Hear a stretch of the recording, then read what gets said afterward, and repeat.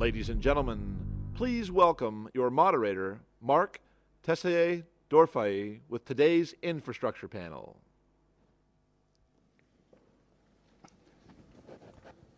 Bonsoir à tous. On est en fin d'après-midi. Nous n'allons pas faire de démonstration. Nous allons encore discuter pendant 1 heure sur un sujet dit fondamental, le défi des infrastructures. Merci à Richard Attias de m'avoir proposé d'animer ce dernier module ce soir. J'ai le plaisir d'animer un club des partenariats publics-privés en France et depuis maintenant 3 ans, on accompagne la Banque mondiale, la BEI, dans la valorisation des expériences sur les partenariats publics-privés parce qu'il faut que les gens se parlent, il faut que les barrières qu'il y a entre les pays tombent, au moins pour communiquer et apprendre. Et il se passe beaucoup de choses sur les partenariats publics-privés en Afrique. Alors bien évidemment, on va parler pendant 1 heure et on essaiera de garder du temps pour la salle. Souvent, on entend parler des PPP au travers des infrastructures, on va dire, et du financement des PPP marchands des infrastructures. Il y a des besoins gigantesques sur l'Afrique et on pense au paiement par l'usager de ces infrastructures. Ce sera essentiellement les sujets que l'on évoquera ensemble. Mais il y a aussi, bien évidemment, les infrastructures sociales qui, elles, sont payées par la collectivité, par l'État, donc par les impôts, que ce sont soit les hôpitaux, que ce soit les écoles, et qui méritent aussi, bien évidemment, de trouver des financements ou des nouveautés dans des financements long terme, parce qu'on ne pourra pas se contenter pour les populations simplement de trouver un financement privé. Donc autour de la table à mes côtés, j'ai Égide Boudounou Simangoye, qui est président de la Caisse des dépôts et consignations, monsieur le ministre du Gabon, depuis 2 ans, et vous avez été ministre, je crois, 7 ans. Au Gabon, on a d'ailleurs 2 ministres qui sont restés très longtemps ministres, puisqu'on a un ancien ministre marocain qui est resté 9 ans, et au même poste, ce qui est assez exceptionnel. À ses côtés, Jean-Louis Beffa, ancien PDG de Saint-Gobain, mais qui vient ce soir parmi nous essentiellement pour sa nouvelle casquette de président de Lazare Asie. Et bien évidemment, lorsqu'on parle d'Asie, on pense de la Chine, et de la Chine qui s'intéresse à l'Afrique, et de la Chine qui s'intéresse aux infrastructures en Afrique. Amir Dossal, à ses côtés, président de Global Partnership Forum, puis Taoufik Edjira, du Maroc, ancien ministre de l'Habitat, de l'Urbanisme et de l'Aménagement de l'Espace, comme je l'ai dit tout à l'heure, 9 ans, ministre au même poste. À ses côtés, Luc Riguzzo, président d'Améthyste, qui a dirigé et présidé Proparco en France, une filiale de l'AFD dans le financement. Anas Sefroui, PDG du groupe Adoa, l'homme qui construit des maisons sociales au Maroc, on reviendra dessus tout à l'heure, et Paul Tallet, PDG de Zambato. Donc nous allons parler en effet de ces infrastructures indispensables à la croissance, indispensables à l'économie. J'assistais tout à l'heure, alors je suis gêné dans cette animation parce que tout à l'heure dans la réunion sur l'agriculture, le professeur était lui-même gêné parce qu'il n'y avait qu'une seule femme à la tribune. Alors, vous imaginez ma gêne. Je suis, moi, pas gêné, je suis très embêté. Mais en même temps, je me rappelle que depuis 3 ans, lorsque je suis allé au Cameroun, lorsque je suis allé au Sénégal, mais aussi en Côte d'Ivoire, les responsables des infrastructures dans les ministères de ces pays sont tous des femmes. Et donc, ce n'est pas pour autant, si elles ne sont pas sur la tribune, qu'elles ne se préoccupent pas des infrastructures et des partenariats publics-privés qui doivent l'accompagner. Et puis, on l'a vu aussi dans cette réunion tout à l'heure sur l'agriculture. Il y a un lien indéniable entre l'agriculture et les infrastructures. On ne peut pas produire si on ne peut pas acheminer l'agriculture dans les villes. Je me souviens de Kofi Dibi, ministre des Finances, on avait eu une discussion à Paris avec lui de la Côte d'Ivoire. Il disait que quand une route est barrée, les prix des légumes augmentent de 30%. Parce qu'ils mettent plus de temps à arriver dans la ville. Donc les infrastructures, c'est aussi le quotidien du plus grand nombre. Et il y a bien évidemment les ports, les aéroports qui sont payés par le trafic, mais il y a aussi la route, il y a le train qui est payé par les marchandises. Ça me fait penser aussi sur les PPP, l'Afrique a organisé son trafic ferroviaire historiquement au travers des marchandises. Et je me souviens à une réunion de la Banque mondiale où les Africains disaient « mais on voit passer les trains avec des marchandises dedans, et quand est-ce que l'on montera dans le train ?» Donc c'est aussi un sujet, c'est l'infrastructure, bien sûr en soutien de l'économie, indispensable pour les mines, pour l'économie, mais l'infrastructure au service des populations, c'est ce qui nous réunit ce soir. Monsieur le ministre, on va démarrer par vous. Le Gabon, on l'a vu hier avec le président, a plein de projets. On a même de mémoire parlé de 20 milliards d'euros de projets pour 2 milliards de dollars de budget annuel. Donc un besoin de trouver des financements ailleurs, mais en même temps l'envie de faire progresser votre pays, d'avancer en 2025 comme c'est l'objectif aujourd'hui en un pays émergent. Et quelles sont les infrastructures prioritaires pour vous? D'abord, en ce qui concerne le problème des infrastructures, effectivement, c'est un facteur tout à fait très fondamental pour le développement d'un pays. C'est donc la clé d'une économie moderne, d'une part, et deuxièmement, c'est que point d'infrastructure, point de développement. C'est pour dire, comme vous l'avez dit tout à l'heure, Monsieur Tessier-Dorteuil, c'est que dans ces infrastructures, naturellement, il y a des infrastructures routières, aéroportuaires, portuaires, autoroutières, ainsi que les infrastructures commerciales, comme on a dit, et puis même, en l'état actuel, les infrastructures hôtelières.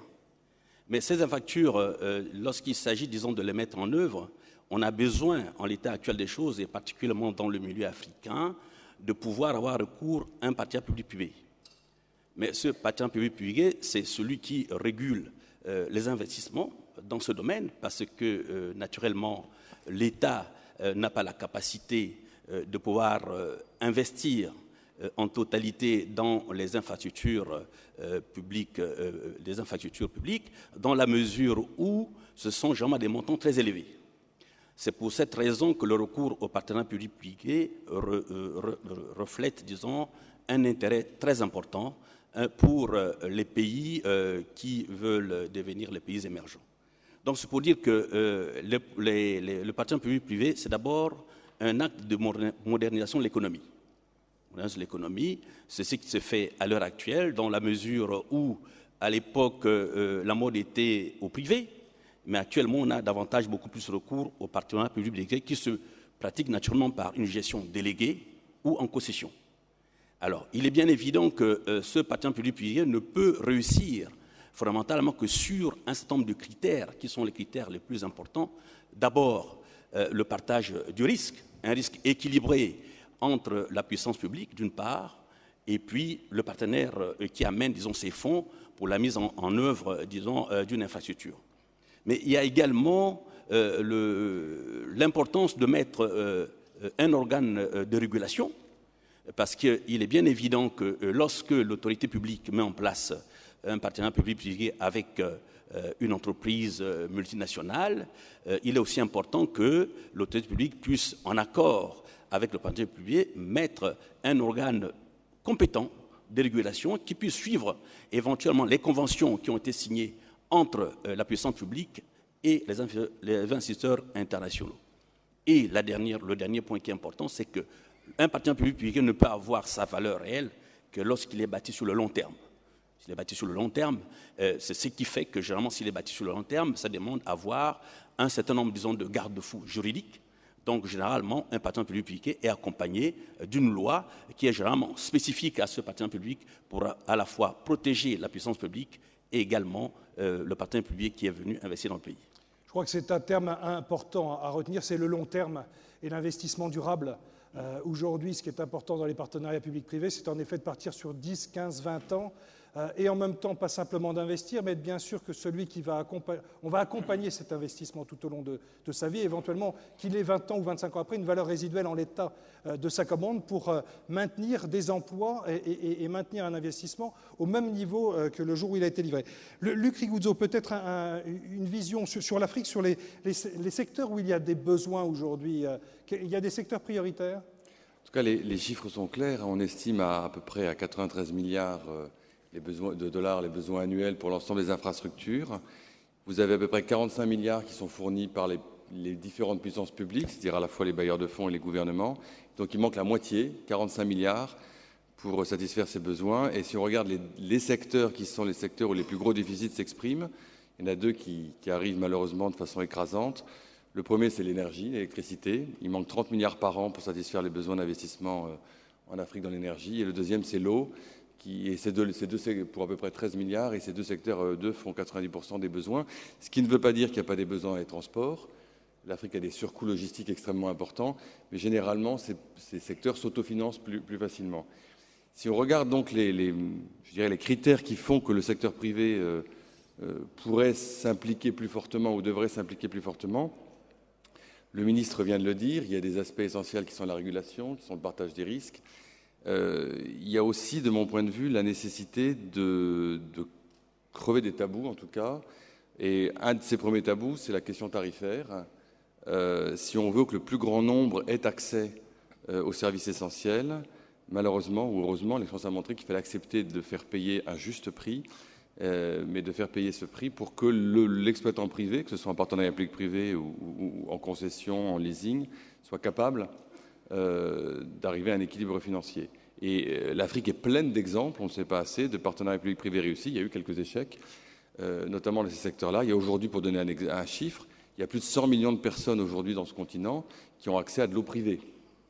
Et en plus, il y a très très peu d'impayés, que je sache. Sur l'eau aujourd'hui, je crois que les Africains sont ceux qui payent le mieux l'eau, mais donc il y a un potentiel de croissance sur l'eau et l'électricité. Mais de façon générale d'ailleurs, une des raisons de la crainte du secteur privé pour s'investir sur le continent, c'est une surestimation du risque d'impayé, que ce soit d'ailleurs directement auprès des consommateurs ou même auprès des prêteurs. On demandera tout à l'heure à Jean-Louis Beffa si cette crainte des Européens est la même du côté des Chinois d'ailleurs. Et on ne le répétera jamais assez, tous les chiffres le montrent. En moyenne, l'ensemble du secteur bancaire africain dans l'ensemble des secteurs, toutes les banques privées du continent sont des chiffres de la Banque mondiale, à peu près 7% d'impayés dans les très grosses entreprises. Ce qui est capturé par les marchés du Nord sont des chiffres 5 à 10 fois supérieurs. Donc il y a un écart colossal entre la perception du risque sur le continent et la réalité des risques prouvés. Et ça, c'est le deuxième grand goulot d'étranglement. Et enfin, le troisième dernier, je m'arrêterai là, c'est que pour que les partenariats publics-privés puissent se développer, il faut, notamment dans les infrastructures, une capacité de préparation de projets en amont. C'est d'ailleurs une des principales conclusions du groupe de travail qu'a présidé Tidjane Thiam pour les 2 derniers G20.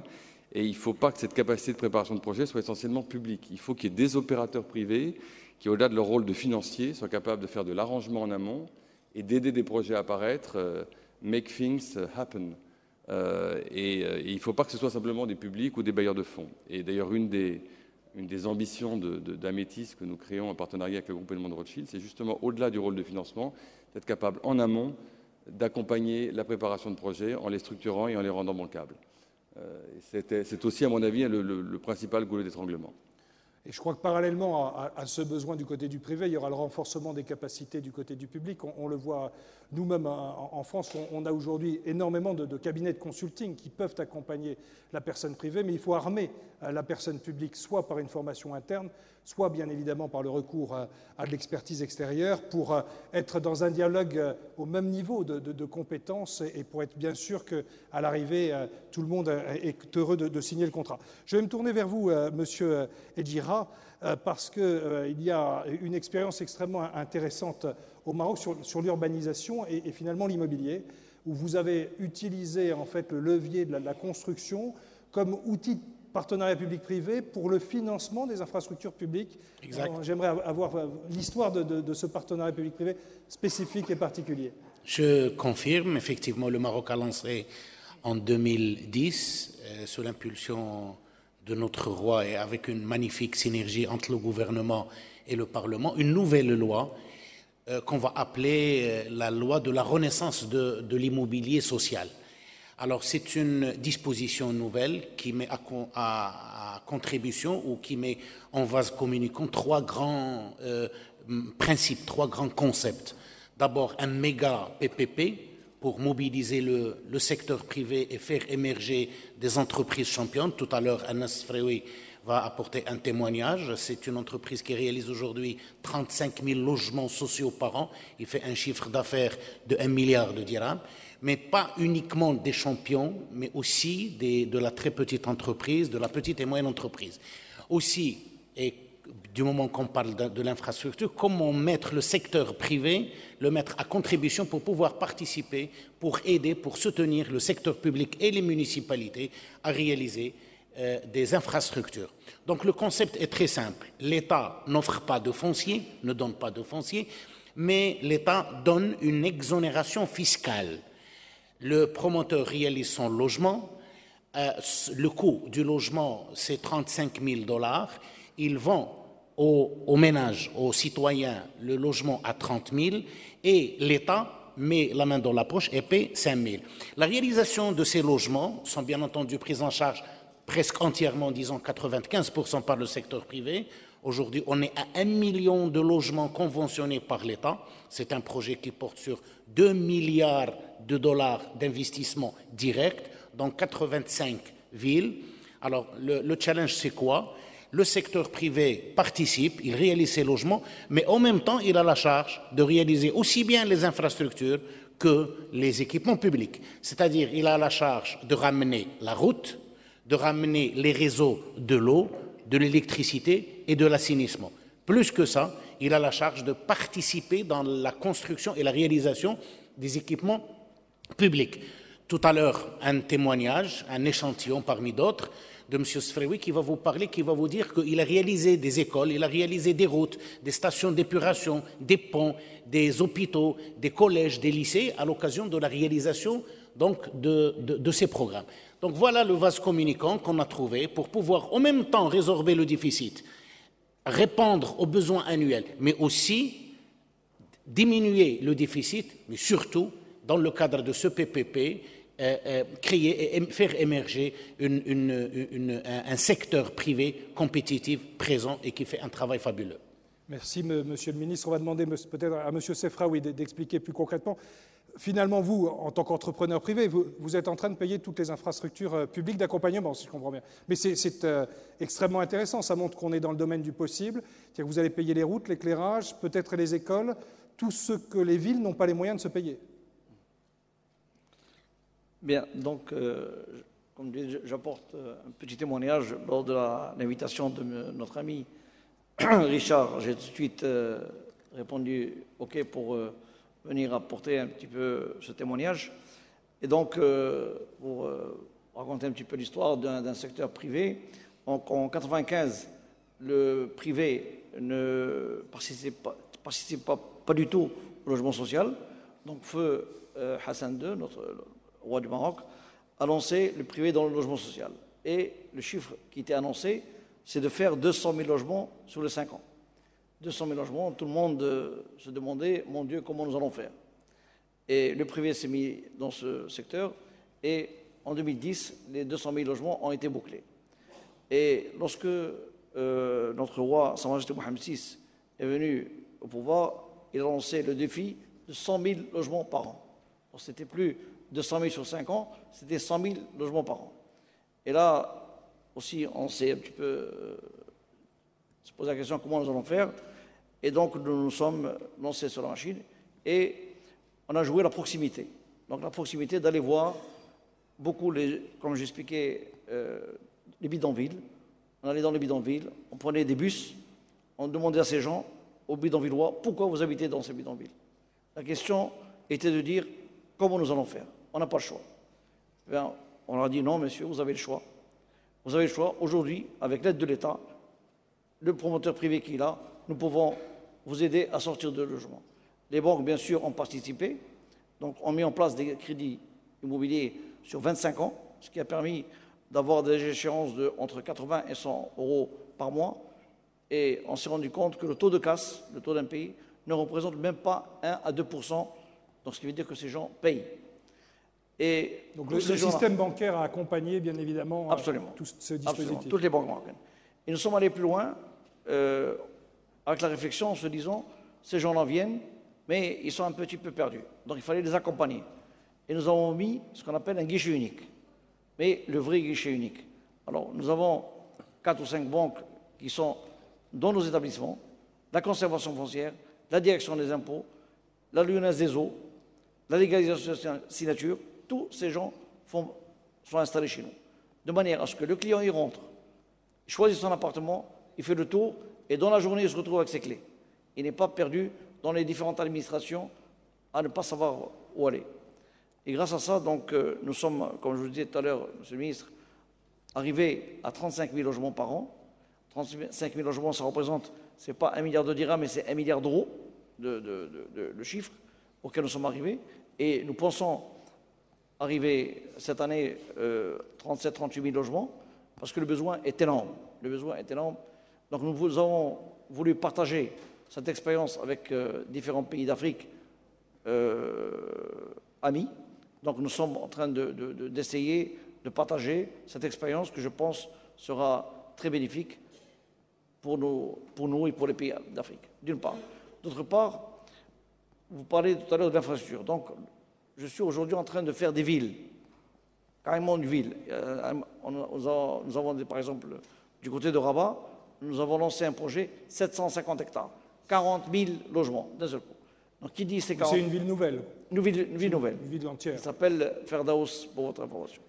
Donc, pour cette ville, donc, on s'occupe des in-sites, des eaux, enfin, tout ce qui est VRD, tout l'éclairage, les routes, tout est fait. Les écoles, les hôpitaux, les commissariats, tout est fait. On remet une ville clé en main. Et donc, c'est un petit peu les expériences que nous sommes en train de lancer cette première ville. Et là, nous avons 35 000 logements, ce qui représente à peu près 100 à 110 clés remises par jour aux clients. Mais nous avons 200 000 appartements dans le pipe pour produire ces 35 000 logements. Et pour terminer, nous avons créé une fondation maintenant qui s'appelle Fondation Doha, qui a déjà une première école, une deuxième qui va être démarrée à Fès, dans toutes les villes du Maroc, de manière à former des menuisiers, des électriciens, enfin tout ce qui est lié au bâtiment, de façon, avec un contrat à la sortie, sur 2 ans avec les entreprises.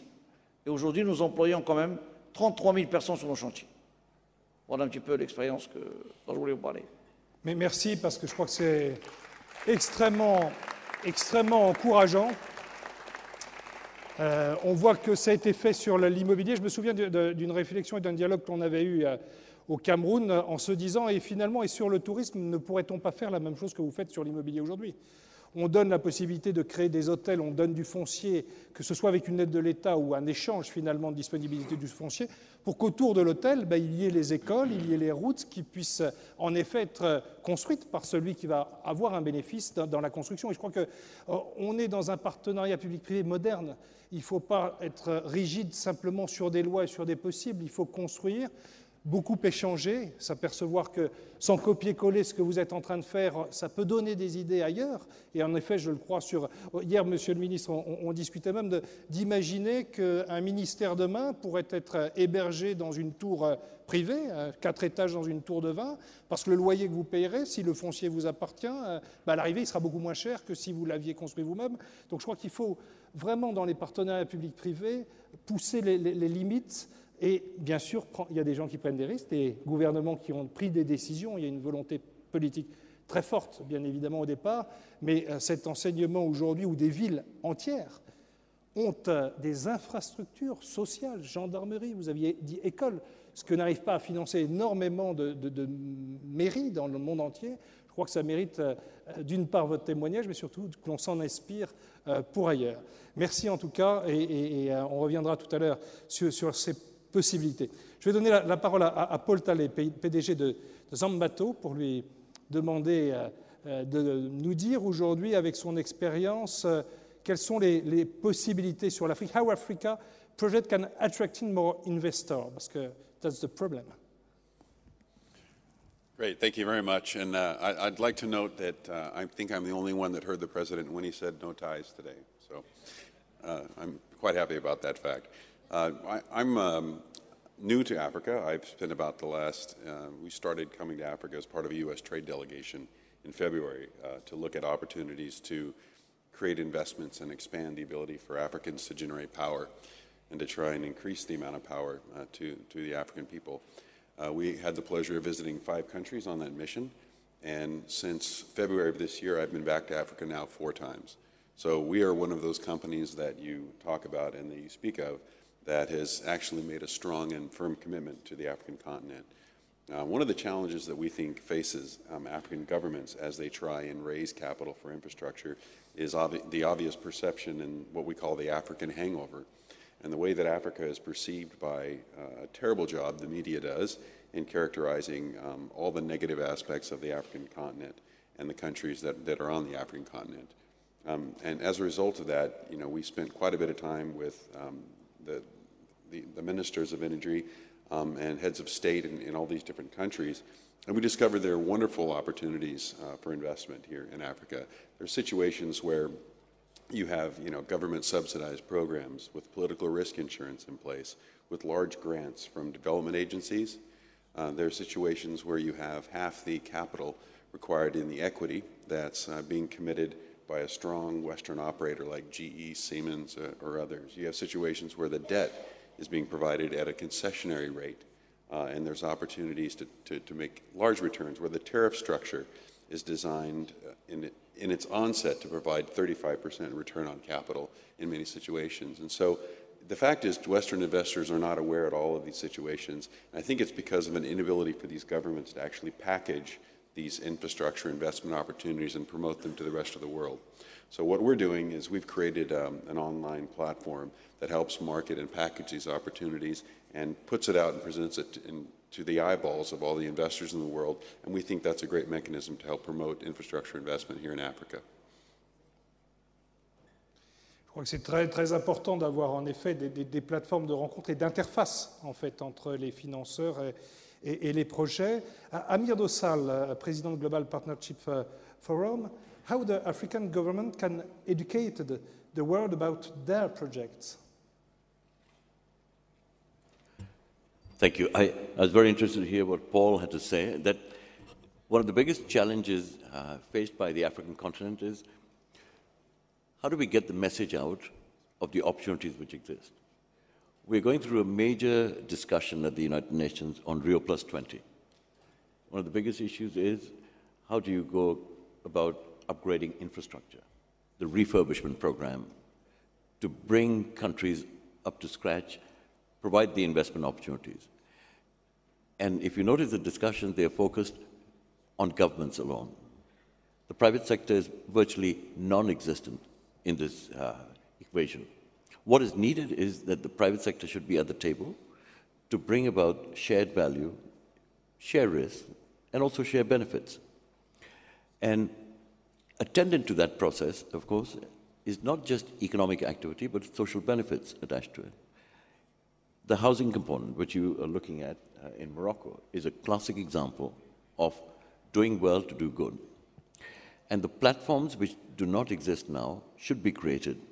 And today's discussion, for example, is exactly the kind of thing which is needed if we are to encourage new private sector investment. If we focus it on the basis not just on traditional infrastructure, what you heard today about the new electricity generation methods, for example, we need to tag it to innovation and social entrepreneurship. And when we tag that, we get more creativity in this process. So we can fast-track some of the traditional development processes through public-private partnerships, but actually bring in social entrepreneurs into the equation. Je crois que ce qui compte aujourd'hui essentiellement, on s'aperçoit que là, je découvre un projet formidable au Maroc qui marche. Ce qui manque finalement en Afrique, c'est de l'information entre... Je trouve que ce sont des murs qu'il y a entre les pays. Alors, il y a des choses formidables qui se passent partout. Grâce à des forums comme celui-là, on peut échanger, on peut apprendre. Et les inquiétudes que j'ai de temps en temps, c'est que oui, mais il faut que les gens, quand ils repartent chez eux, ils partagent cette information, parce que c'est formidable de la partager entre nous. Mais derrière, il y a des administrations centrales dans tous nos pays, et il faut les convaincre que l'on peut aussi oser et bouger. Jean-Louis Beffa, merci d'intervenir finalement après avoir écouté tout cela. Aujourd'hui, vous êtes en effet sur Lazare-Chine, vous avez un autre œil du développement de l'Afrique. La Chine, on le disait tout à l'heure avec vous, est présente sur tous les pays africains aujourd'hui.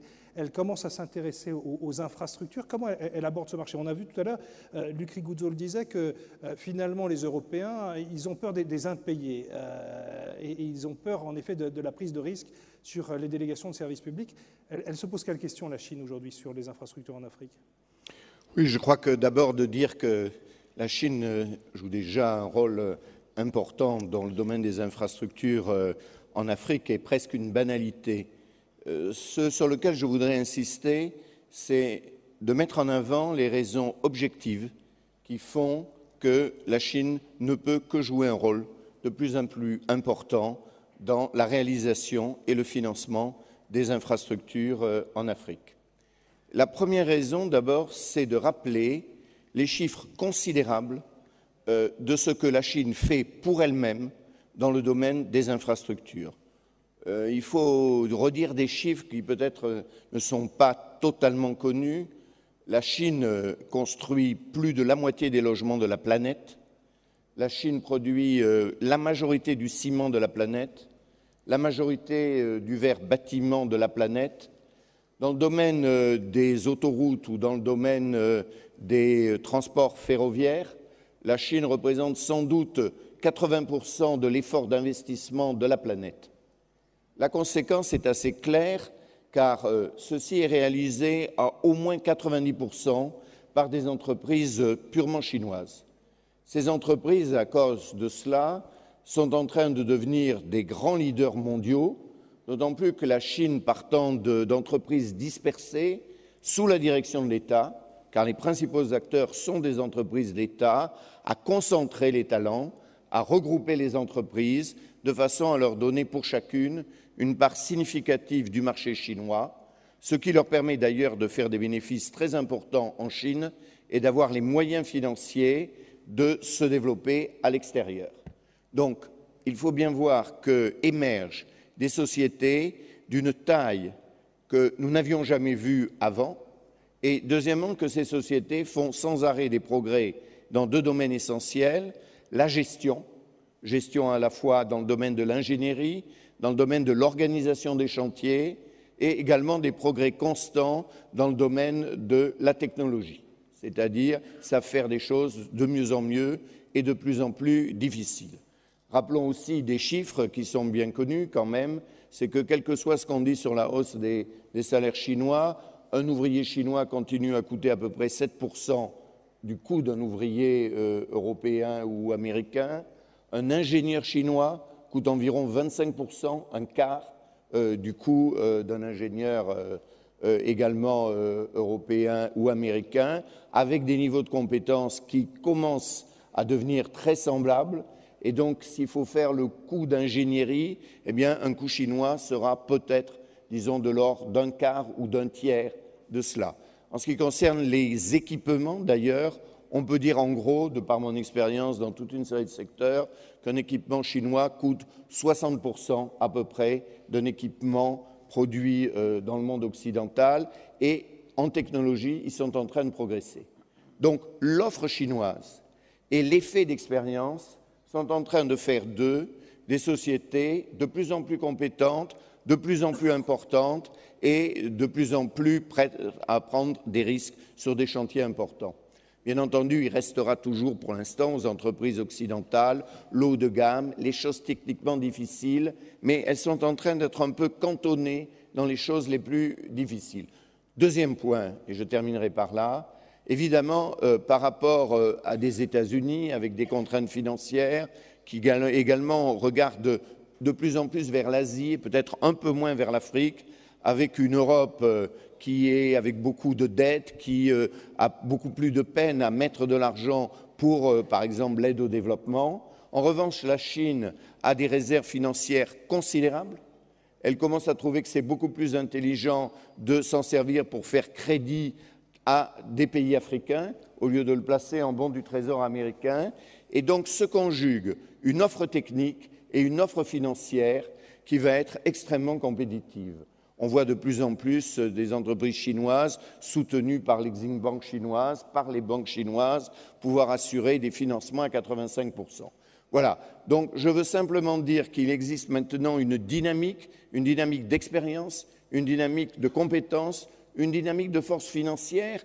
Il ne faut pas voir d'ailleurs derrière tout cela, parfois on le voit, des idées strictement politiques. C'est sûr que la Chine veut avoir de bons rapports avec l'Afrique parce que l'Afrique est essentielle dans la production de matières premières, dans la production d'énergie et de plus en plus, mais je pense qu'il existe simplement des traits objectifs qui amènent à ce changement.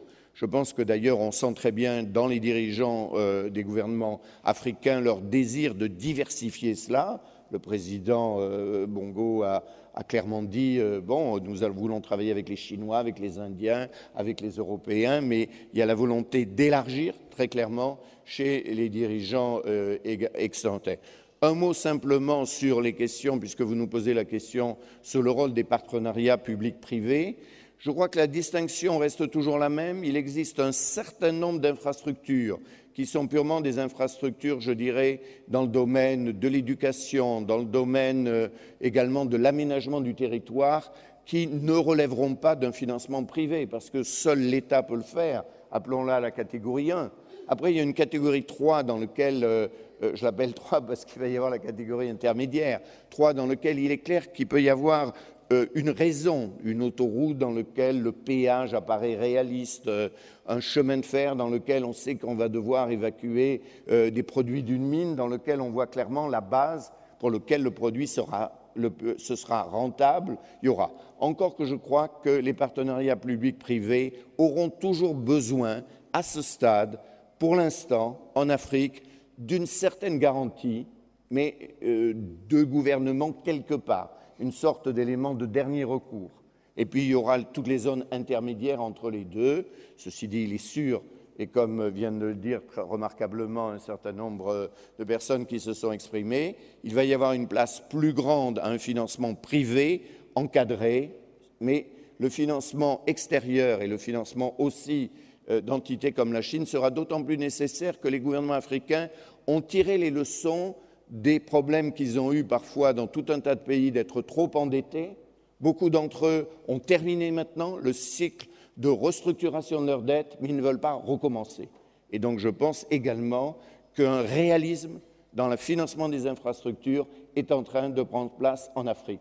De même qu'en Afrique, les infrastructures se situent de plus en plus dans des projets globaux de développement et que, en fait, c'est un développement cohérent qui est en train de se mettre en place, État par État. On le voit bien entendu ici au Gabon, on le voit au Maroc, on le voit dans d'autres endroits. Et donc tout ça me rend optimiste. C'est-à-dire il y a à la fois maturité, association du privé et davantage de cohérence dans la planification des investissements. Et c'est cette approche, à mon avis, qui va faire émerger des infrastructures beaucoup plus utiles, beaucoup plus rentables que certaines du passé. Merci de votre témoignage. Dans cette cohérence, Monsieur le Ministre, on sent qu'en effet les États sont prêts, mais est-ce qu'on arrive à une cohérence interrégionale? Est-ce que finalement tout le monde veut pas son port avec le train qui va de la mine jusqu'au port? Comment réussir à avoir finalement une meilleure répartition peut-être de ces infrastructures indispensables? Est-ce qu'on peut travailler sur des sous-régions?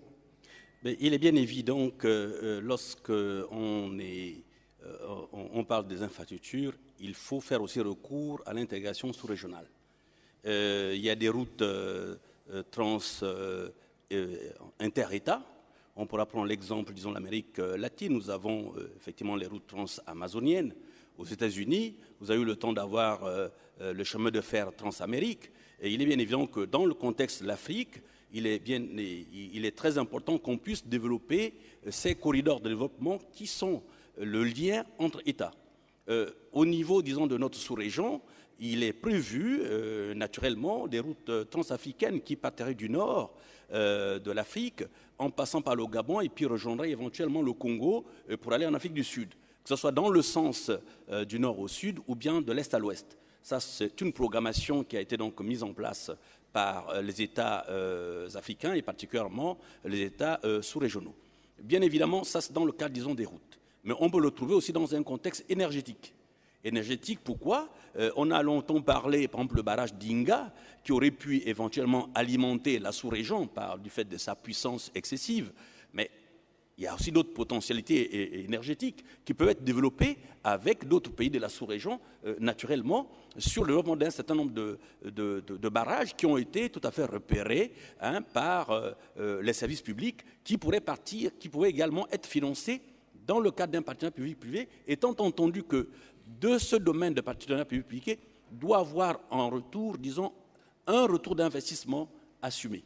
C'est surtout ça aussi, ce qui peut intéresser le partenaire privé, c'est qu'il faut qu'il s'assure que s'il investit, s'il amène son argent, ses fonds privés, il faudrait qu'il s'assure qu'à moyen terme et à long terme, il a un retour d'investissement. Voyez-vous, donc c'est un problème tout à fait vaste, que ce soit dans ce domaine auquel vous étiez en train de faire allusion, ou bien dans d'autres domaines comme éventuellement le financement des structures comme une zone franche, dans lequel, effectivement, on peut développer un port. Vous avez un projet, je crois. Nous avons un port qui est un port très important. Le chef de l'État y tient beaucoup, naturellement. C'est un port qui a déjà bénéficié d'un certain nombre d'études de faisabilité.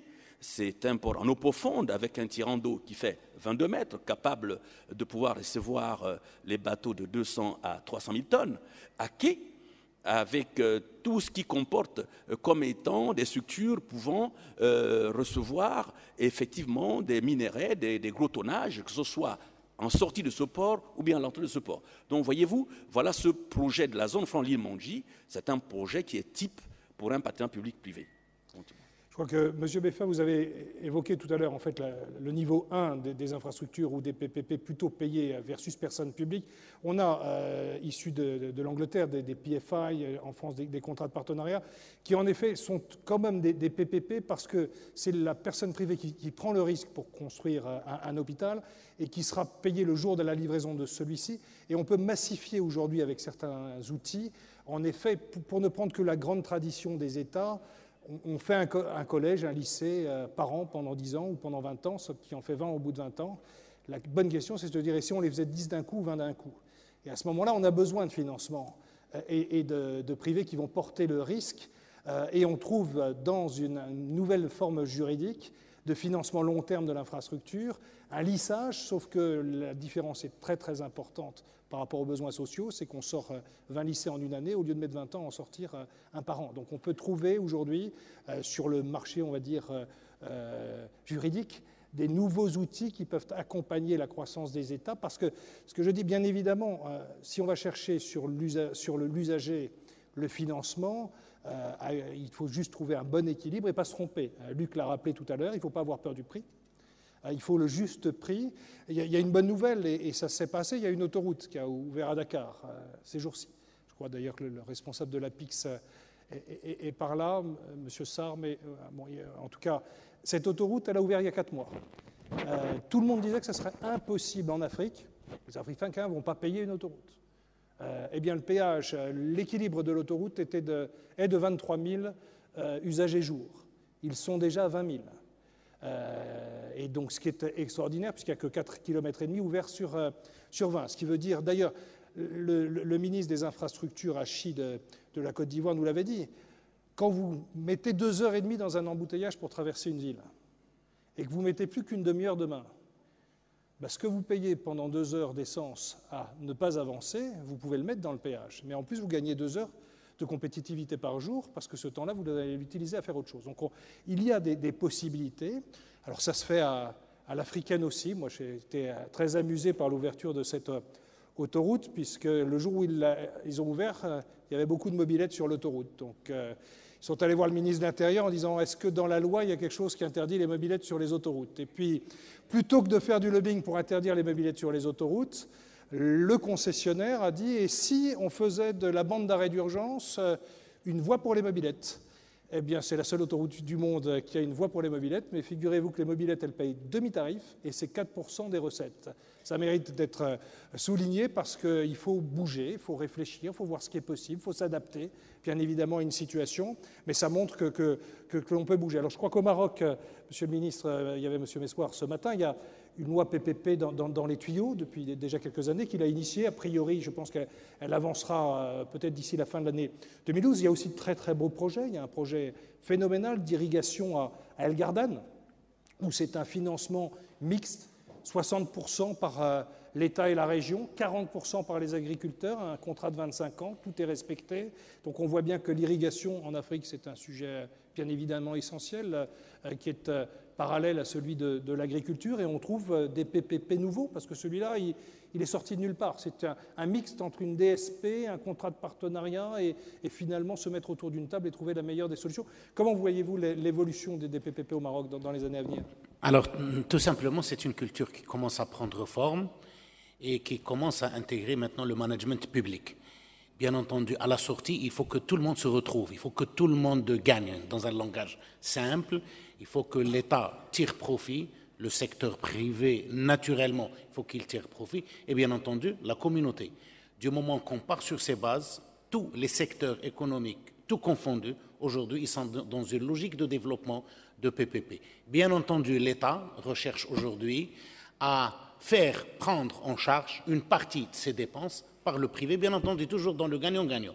Permettez-moi, Monsieur le Président de la séance, de faire état de quelque chose que moi me préoccupait plus avant, mais qui continue à me préoccuper aujourd'hui en tant qu'Africain, en tant que simple citoyen africain. Je crois que tout le monde dans la salle est au courant de la conférence des villes africaines qui a eu lieu à Rio de Janeiro en 2010, et aussi par la publication de la plus crédible des études sur l'Afrique, dans laquelle a participé tous les gouvernements et les municipalités et les ONG crédibles du continent. Cette étude a donné lieu d'une situation qui nous donne aujourd'hui la chair de poule. On est 400 millions de citadins aujourd'hui en Afrique, 400 millions de personnes qui vivent dans les villes. Dans les 25 prochaines années, on sera 1,3 milliard de citadins. En langage plus simple, ça veut dire, dans les 25-30 prochaines années, 800 millions nouveaux citadins à prendre en charge par la ville africaine. Déjà, les villes, aujourd'hui, dans la majorité, sont dans un état chaotique, dans un état de difficulté structurelle par rapport notamment à l'infrastructure. Imaginez les 25 prochaines années, dans quel état on sera tous. Ce n'est pas pour créer le pessimisme, mais pour nous interpeller chaque seconde. Beaucoup de travail nous attend et on n'est pas dans la logique de la dépense simple. Il faut chercher les manières les plus intelligentes pour faire participer tout le monde, pour préparer les structures d'accueil de nos villes. Je parle bien entendu ici que de la partie ville et les structures et les infrastructures urbaines. Alors il faut être très ingénieux et très intelligent en se penchant aujourd'hui sur la question des infrastructures en Afrique.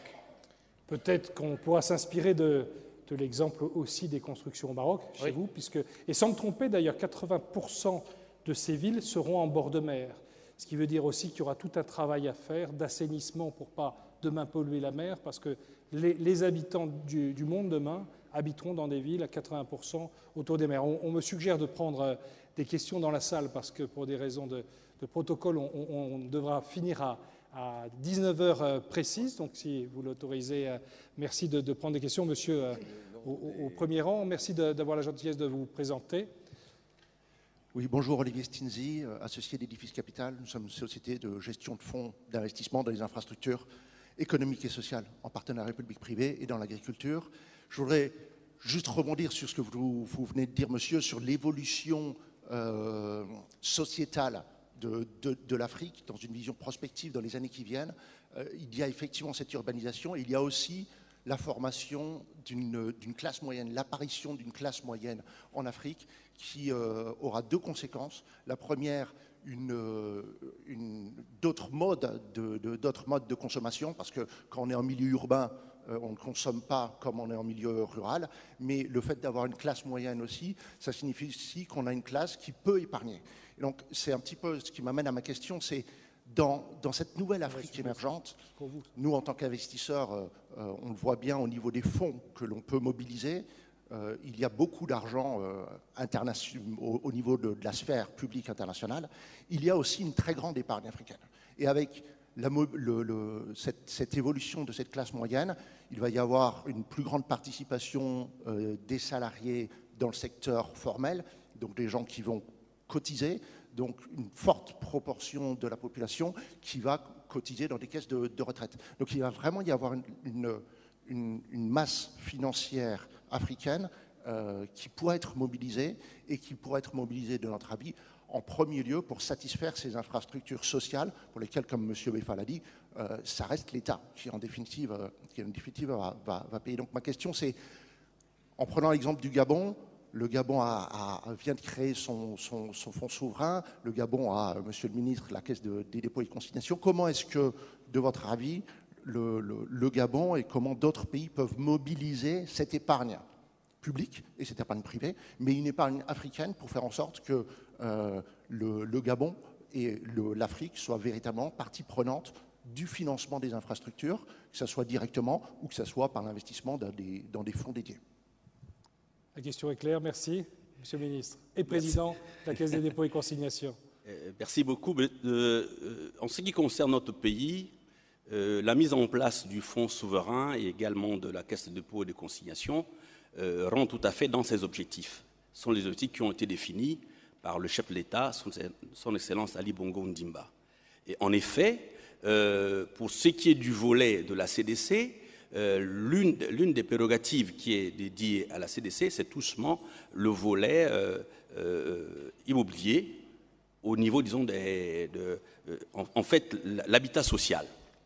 Et sur ce plan-là, nous avons des fonds qui existent, que nous mettons donc à disposition sur la base des appels d'offres conventionnels au niveau des entreprises pour mettre en place effectivement un programme de mise en place des lotissements tout à fait sociaux.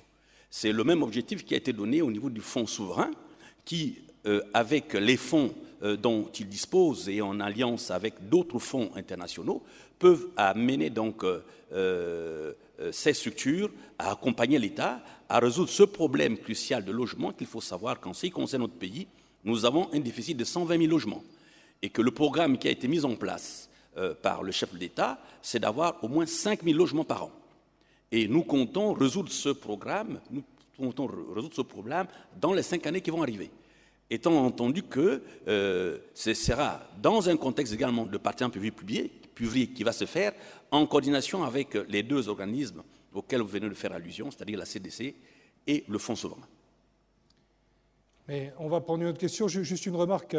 Actuellement, on manque beaucoup de liquidités. Ah, bien sûr, M. Beffab, de liquidités en Europe. On réfléchit aujourd'hui, la Caisse des dépôts, sa légitimité, elle est en effet sur le logement social.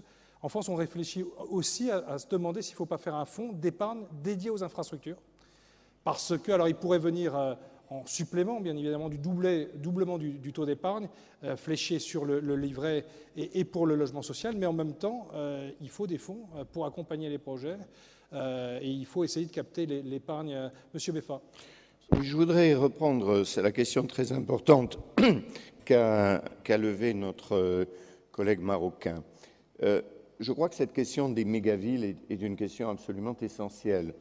Je ne veux pas ramener encore la Chine, mais en Chine, une petite ville, c'est 4 millions d'habitants, hein, oui. Pratiquement. Hein. Et il y a quand même des évolutions techniques qui sont extrêmement intéressantes. Il est très vraisemblable qu'il sera impossible d'avoir une autre solution que la voiture électrique, à terme en tout cas, dans les mégacités asiatiques. Et je pense que des progrès sont en train d'être faits significativement. Deuxième chose, je voudrais attirer votre attention, et ça signifie combien une diffusion rapide des technologies avancées me paraît importante, y compris sans doute à être davantage intégrée dans les projets les plus récents d'Afrique. Le photovoltaïque, je prends cet exemple parce que c'est une énergie qui a subi une mutation, mais fantastique, dans l'année et demie. Fantastique. Je vais vous donner un chiffre. Le photovoltaïque installé sur un toit a été divisé en coût par 3 dans les 4 dernières années. Par 3. Le nombre de pays dans lesquels, si on prend l'électricité amenée à la maison, n'est-ce pas, parce qu'on doit produire l'électricité, plus l'amener dans les maisons. Si on fait du photovoltaïque, l'électricité est produite sur la maison elle-même. Eh bien, ce qu'on appelle la grille de parité, c'est-à-dire le fait que les prix sont en train de devenir équivalents, a fait des progrès, mais fantastiques. Je suis à peu près convaincu que dans une série de pays africains, le photovoltaïque est en train de devenir pratiquement compétitif. Alors, ça ne veut pas dire que c'est facile à installer, ça ne veut pas dire que c'est facile à entretenir, mais je pense qu'il y aurait intérêt dans nos projets de tirer parti de cette mutation très rapide des technologies, en particulier dans le domaine de l'électricité, des maisons, car je crois que là, nous avons un besoin fondamental et quand même, placer une énergie renouvelable, c'est quelque chose qui pourrait avoir vis-à-vis des problèmes que vous posez, des conséquences à long terme importantes. Ne sous-estimons pas l'importance de la mutation de la technologie, mais ne sous-estimons pas la vitesse à laquelle il faut qu'elle soit utilisée très largement. Je partage votre avis et je suis même persuadé, pour les pays africains qui n'ont pas de pétrole, qu'une partie de l'autonomie énergétique avec des véhicules électriques demain dans les grandes villes d'Afrique, avec le soleil qui existe, sera certainement un axe de développement important. Le 2 ou le 3, je vois qu'il y a le 4 là-bas, madame. Alors, place aux femmes, pardon, mais voilà, madame. Merci de vous présenter. Voilà. Okay. Merci beaucoup. J'allais dire que les modérateurs ne regardent pas à gauche. Merci, monsieur. Je rappelle donc que je suis la secrétaire générale de l'Union du fleuve Mano qui regroupe 4 pays, la Côte d'Ivoire, la Guinée, la Sierra Leone et le Libéria, qui fait 750 000 km², 50 millions d'habitants, et les plus grandes réserves mondiales de bauxite, de fer, beaucoup de diamants, d'or.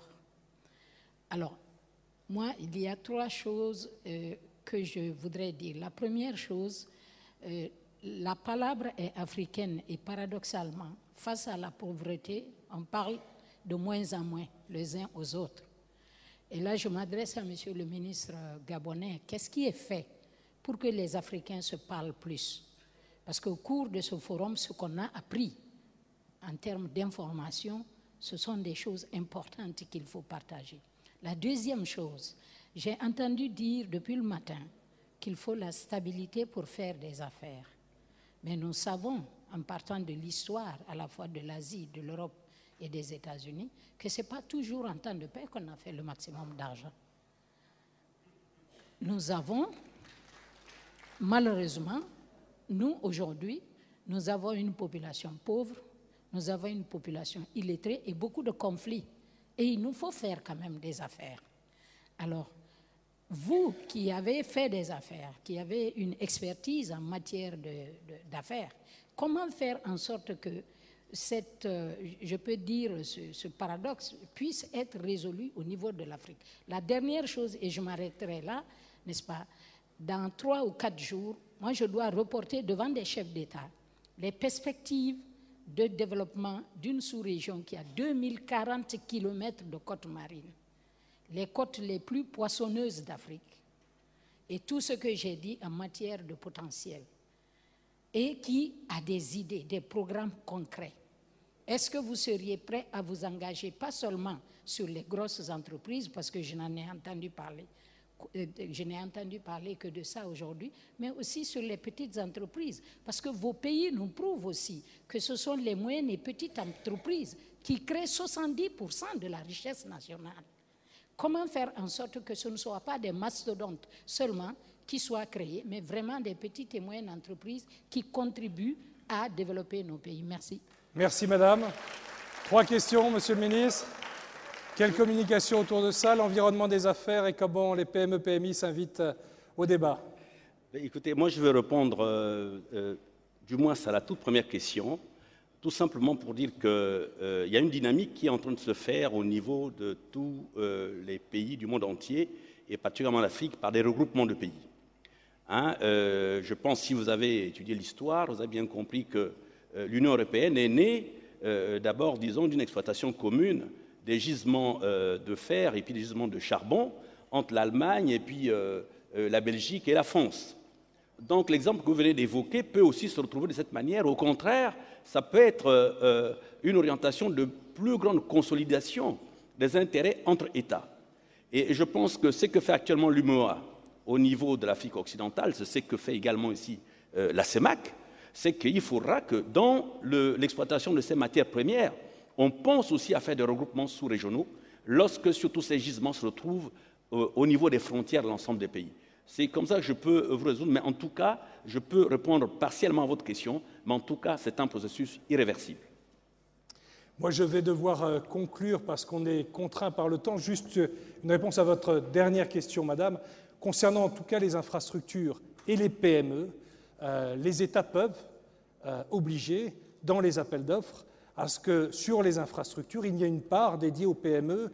Et l'avantage, notamment pour tout ce qui est entretien maintenance, peut-être pas la construction d'un bâtiment, c'est comme on est sur des contrats longue durée, il y a des PME qui pourront peut-être monter dans le bateau d'un contrat pour 6 ou 10 ans, alors qu'aujourd'hui, elles n'ont pas de perspective à plus de 2 ou 3 mois, ce qui leur permettront de générer ou mieux s'organiser pour leur propre développement.